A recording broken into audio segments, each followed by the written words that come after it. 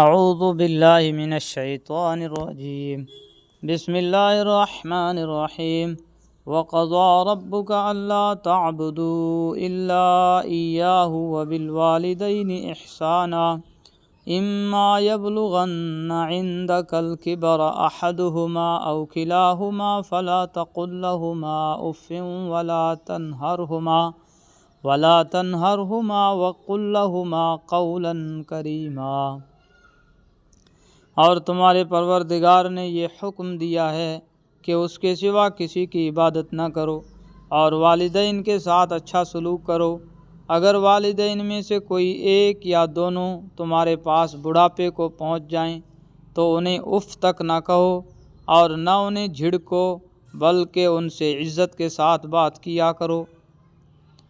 وَاخْفِضْ لَهُمَا جَنَاحَ الذُّلِّ مِنَ الرَّحْمَةِ وَقُلْ رَبِّ ارْحَمْهُمَا كَمَا رَبَّيَانِي صَغِيرًا، اور ان کے ساتھ محبت کا برتاؤ کرتے ہوئے ان کے سامنے اپنے آپ کو انکساری سے جھکاؤ اور یہ دعا کرو کہ یا رب، جس طرح انہوں نے میرے بچپن میں مجھے پالا ہے، آپ بھی ان کے ساتھ رحمت کا معاملہ کیجیے۔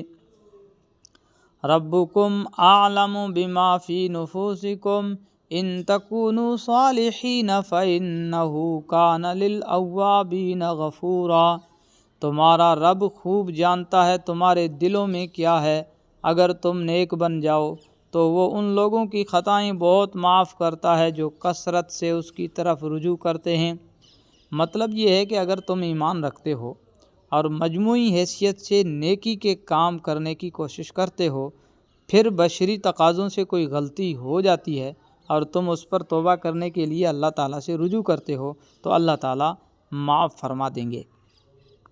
وَآتِ ذَا الْقُرْبَى حَقَّهُ وَالْمِسْكِينَ وَابْنَ السَّبِيلِ وَلَا تُبَذِّرْ تَبْذِيرًا، اور رشتہ داروں کو اس کا حق دو اور مسکین اور مسافر کو ان کا حق، اور ان کے مال کو بیہودہ کاموں میں نہ اڑاؤ، اور اپنے مال کو بیہودہ کاموں میں نہ اڑاؤ۔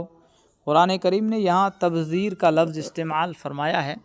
عام طور سے تبذیر اور اسراف دونوں کا ترجمہ فضول خرچی کیا جاتا ہے، فضول خرچی سے کیا جاتا ہے، لیکن دونوں میں فرق یہ ہے کہ اگر جائز کام میں خرچ کیا جائے لیکن ضرورت یا اعتدال سے زیادہ خرچ کیا جائے تو وہ اسراف ہے، اور اگر مال کو ناجائز اور گناہ کے کام میں خرچ کیا جائے تو وہ تبذیر ہے۔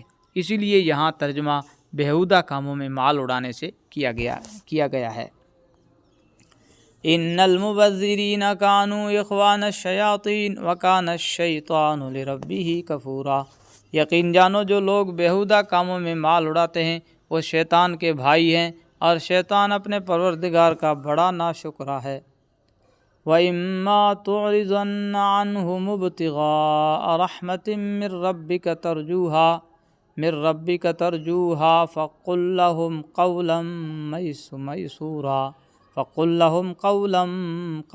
مَّيْسُورًا۔ اور اگر کبھی تمہیں ان رشتہ داروں، مسکینوں اور مسافروں سے اس لیے منہ پھیرنا پڑے کہ تمہیں اللہ کی متوقع رحمت کا انتظار ہو تو ایسے میں ان کے ساتھ نرمی سے بات کر لیا کرو۔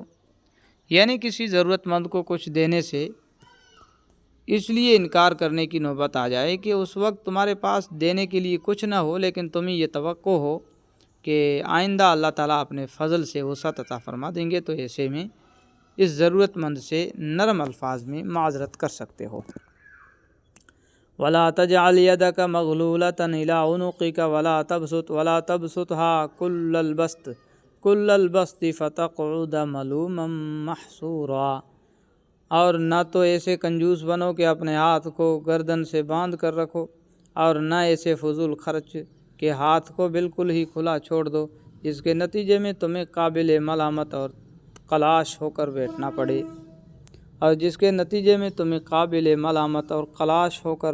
پڑے۔ ان ربک یبسط الرزق لمن یشاء ویقدر انہ کان بعبادہ خبیرا بصیرا۔ حقیقت یہ ہے کہ تمہارا رب جس کے لیے چاہتا ہے رزق میں وسعت عطا فرما دیتا ہے، اور جس کے لیے چاہتا ہے تنگی پیدا کر دیتا ہے۔ یقین رکھو کہ وہ اپنے بندوں کے حالات سے اچھی طرح باخبر ہے، انہیں پوری طرح دیکھ رہا ہے۔ صدق اللہ العظیم۔